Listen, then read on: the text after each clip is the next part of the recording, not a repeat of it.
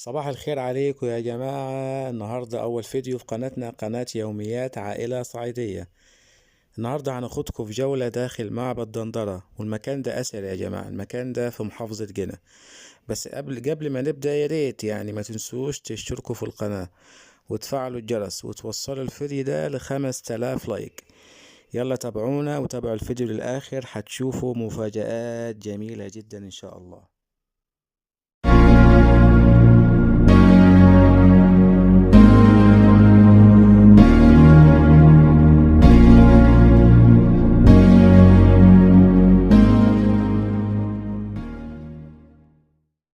انا رجعت لكم تاني يا جماعه.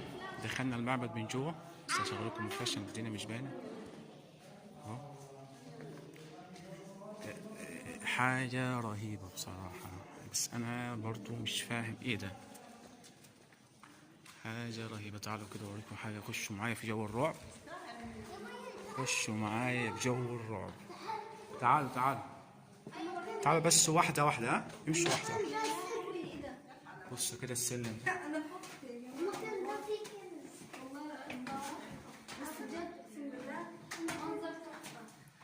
طلعكوا السطح، طلعكوا السطح من فوق، طلعكوا السطح فوق المعبد.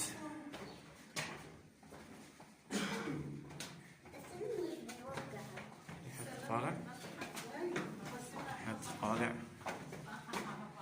بسم الله الرحمن الرحيم، بسم الله ما شاء الله. بس هذه أوضة الشمس نتفرج عليها. لازم نشوف حاجة يا جماعة. أيوه، إيه ده بقى؟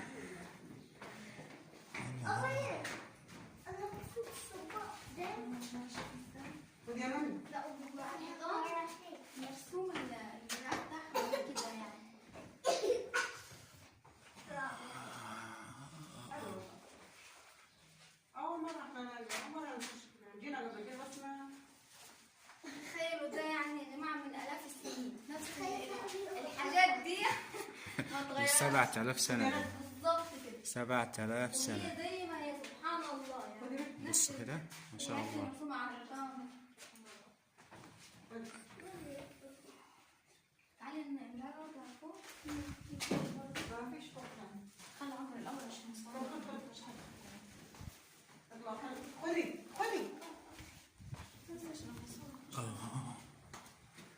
رجعت لكم تاني على السلم، لسه في تاني. بس كده. السلام عليكم. صباح الفل يا حاج.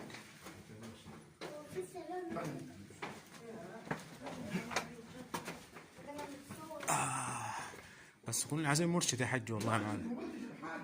ايوه صح. دي غرفة تكوين الجنين. غرفة تكوين الجنين. تكوين الجنين. يعني ايه تكوين الجنين؟ يعني بداية تولد هنا؟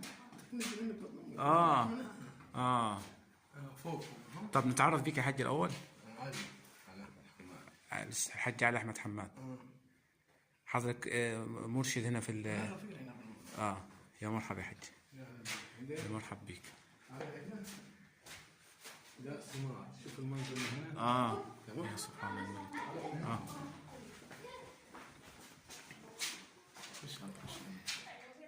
خش كده عشان تشوف المنظر. اهو. شوف المنظر من هنا. ايه ده؟ دي واحدة عاملة ايديها كده. ده الجنين دي تبع. ده الجنين. ايوه محافظ صور عليه. من الناحية الثانية كده. ايه ده؟ صح؟ اللي هو زي السونار اللي بيظهر في سبحان الله على الأشعة التلفزيونية. سبحان الله. تعالي يا اما بصي كده، تعالي بصي هنا، بصي كده، تعالي بصي من هنا، تعالي بصي من هنا، تعالي بصي من هنا على المنظر ده كده. بص المنظر ده، المنظر ده من فوق. تعالي هنا، تعالي هنا مكاني. زي العين. لا تعالي ده السونار. بصي كده. وقف هنا، وقف هنا، وقف هنا، وقف هنا. شايفه ده ايه ده؟ ده السونار اللي هي الحته دي. السونار بالظبط. تعالي الناحيه الثانيه كده، تعالي. بص الناحيه الثانيه. بص تعالي في مكاني. بص الشكل اتغير بيجي ايه؟ بيجي واحده محاوطه على ده تكوين الجنين. ده تكوين الجنين ده. يعني ده من ايام الفراعنه؟ ايوه ما معقول ينفع. الرسم ده قاعد من ايام ايوه وفي الوان 7000 ثانيه. سنه قاعد. يا سبحان الله. تعال تعال نخش فين تاني تعال. ليه غرفه التحنيط؟ غرفة التحنيط. ايوه ما هو التحنيط ده اللي ما حدش عارف له سر لغايه دلوقتي. دي ازيز وزريس لما قطعوا ست اخوه بتاعت عمه تحت. قطعوا مين؟ عمه قطع ورماه في البحر. مين قطع مين بقى؟ ازريس؟ ست قطع ازيز. ست. اللي هو عمه قطع ازريس اللي هو عمه عشان ياخد الحكم. عشان ياخد منه حق. قطع ولا ما في البحر؟ قطع ولما جت ازيز لمت الجسم تاني عشان قال هيحيا تاني. لمت الجسم تاني عشان هيحيا تاني. حطته في الغرفه دي. لا وايه ويموتوا في التوابيت. هاي طريقه الطريق اللي جمعها. تمام. يعني هنا بيجمعوا ويحطوا في التابوت. هنا بقي في التابوت. هو ده هنا في التابوت. تمام. بص ماشي ماشي. هنا فيه الروح. هنا قال سحر وقت فيه الروح. يا سبحان الملك. بس ده ما اعتقدش ان ده حقيقي يعني. ده ما اعتقدش ده يعني حاجه مش. بس التحنيط ده لغايه دلوقتي ما حدش عارف سره. ما حدش عارف ده سره. سر طبعا. ما حدش. ما هي دي غرفه التحنيط وعليها كلام عن. ما عارف حلو والله. بس هذا يا جماعه دي غرفه التحنيط. سبحان الله البتاعه دي بتجيب هواء. توقف كده عليها كلها هواء. نعم. السلم اللي طلعناه ده الحلقة. السلم. عدد من ماما 365 سلم. دي عدد ايام السنه. الصالة الأولانية كنا قاعدين فيها دي فيها 24 عمود. عدد ايام الشهور. عدد الشهور. عدد 24. الساعه صح صح. ماشي النهار. كانوا محننين في كل حاجه. خد يا نادي. خد يا نادي. خليكم معانا يا جماعه. الحمد لله لقينا الراجل مرشد معانا بيفهمنا كل حاجه.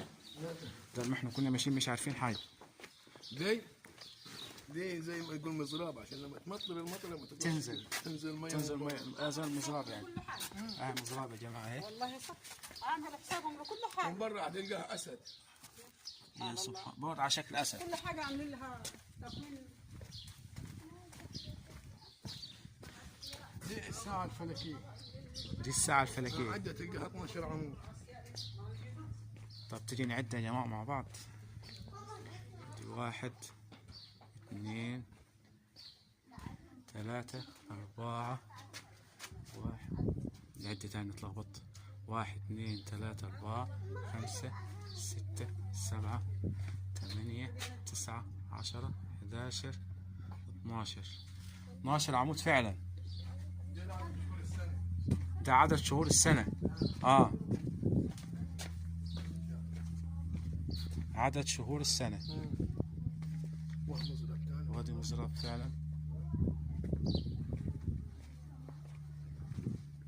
السلم ده حلزون. السلم ده عمودي.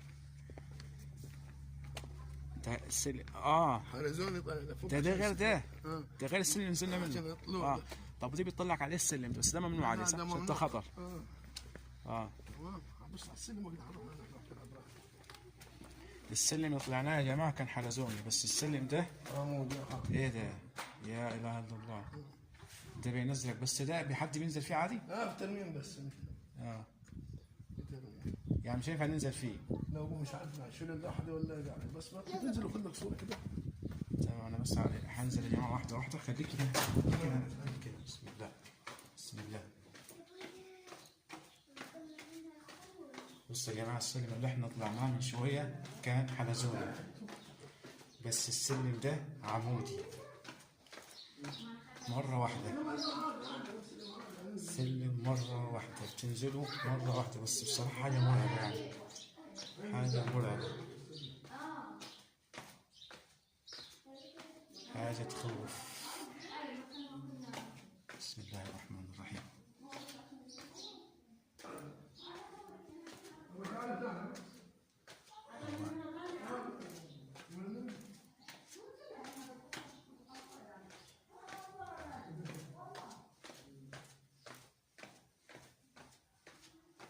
مش عايز يخلص. وبعدين السلم الحلزوني اهو، شفتوه؟ ده الحلزوني وده العمودي. نطلع تاني.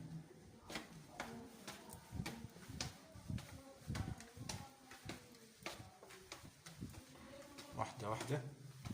واضح ان في ترميمات هنا، الناس شغالة. نروح لعم الحاج تاني.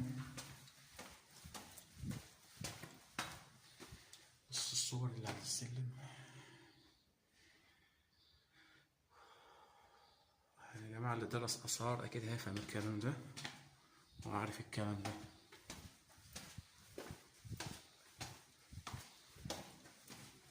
أنا تعبت. إيه ده؟ خلص.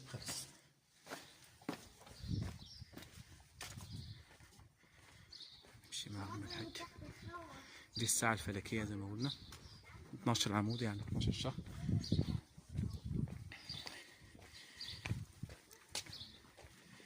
احنا بنشكر عم الحاج طبعا، الله يبارك لك. هو دي البوابة. البوابة اللي هناك يا جماعة. على الحمام السباحة يتأخروا لما يخشوا المعبد. يخش البوابة دي بفين؟ لما يجي الملوك من الأقصر والزيارات يجب يخشوا من هنا، عشان المعبد ده معبد للعبادة مش سكنة كنيسة. يعني اللي بيجي زيارة من معابد الأقصر أو بيجي من الأقصر أو من أسوان، الملوك بتاجي بتخش من البوابة دي، يخش يتطهر الأول في الحمام من تحت هنا. في الحمام السباحة، عشان خاطر المعبد ده أساسا للعبادات مش للسكنة. طب هو البطوط ده مين عامله ده؟ عاملينه لحراسة المعبد، مبني لحراسة المعبد. مين اللي عامله؟ رومان. الرومان. يعني دي آثار رومانية. صح كده، دي آثار رومانية.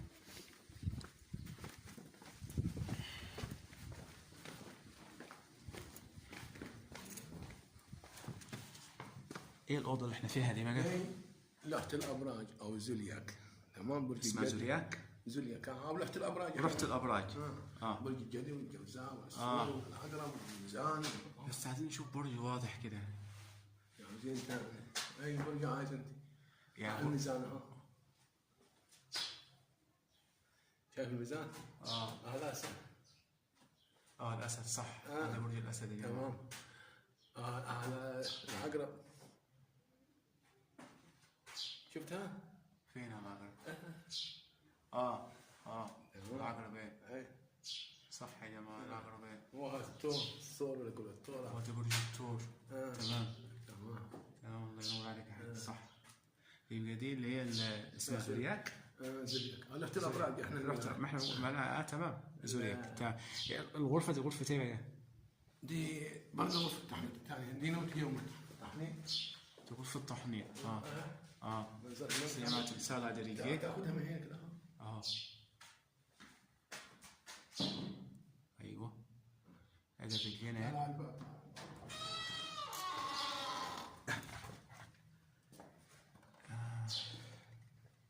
ودي غرفة التحنيط الثانية. تمام. هذه الحراس. الحراس دول. تمام.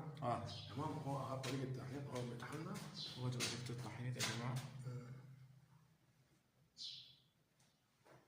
بس انا برضو ليه لغايه دلوقتي مش عارفين سر التحنيط؟ ليه؟ رغم ان هذه بص كل يعني ده مش المفروض لو واحد مثلا واحد كليه اثار وبيعرف لغه هيروغليفي، مش المفروض يعرف سر ليه سر التحنيط لغايه دلوقتي ما حدش عارف. الدكاتره قعدوا الدنيا هنا البحث في الروح وقام وبقرايه. شايف يده فين؟ شايف يده فين يعني؟ شايف يده. ليه يقول لك خذ لك فيها؟ فعلا انت لما بتوقف هنا بيبقى في هواء. في هواء. تنزل تحت شوي كمان. صح. سقعة. دي غرفة التهوية يا جماعة أو فتح التهوية. بس بطلع هوا سقعة، هوا غريب يعني مش عارف ازاي. ايه ده؟ سبحان الله. الأسد رمز القوة. ده الأسد رمز القوة. يعني معبد دندرة هو معبد مش للسكنة، هو معبد للعبادة. عبادة كلها. هو اسمه معبد معبد جنائز كمان مش معبد جنائز. يعني ده الديوان يا جماعه، ده اللي عنده دواوين يا جماعه، ده الديوان اللي بينصبوا فيه.